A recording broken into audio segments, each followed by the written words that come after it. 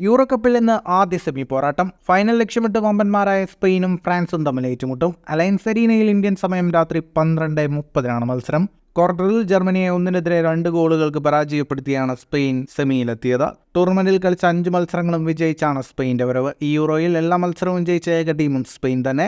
ഈ യൂറോയിൽ ഏറ്റവും കൂടുതൽ ഗോളുകൾ സ്കോർ ചെയ്ത ടീമുകളിൽ ഒന്നാണ് സ്പെയിൻ. 11 ഗോളുകൾ അടിച്ചു കൂട്ടിയ സ്പെയിൻ വഴങ്ങിയതാവട്ടെ 2 ഗോളുകൾ മാത്രവും.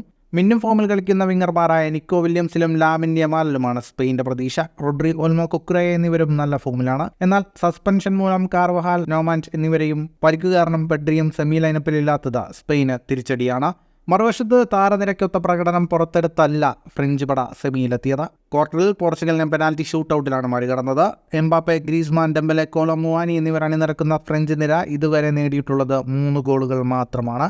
അതും ഓപ്പൺ പ്ലേയിൽ ഒറ്റ ഗോളില്ല. എന്നാൽ ഫ്രാൻസ് ഇതുവരെ ഒറ്റ ഗോൾ മാത്രമാണ് വഴങ്ങിയിട്ടുള്ളൂ എന്നുള്ളത് അവരുടെ കരുത്താണ്. ഇന്ന് നടക്കുന്ന സെമിയിൽ ഇരു ടീമുകളുടെയും സാധ്യതാ ലൈനപ്പ് ഇങ്ങനെയാണ്.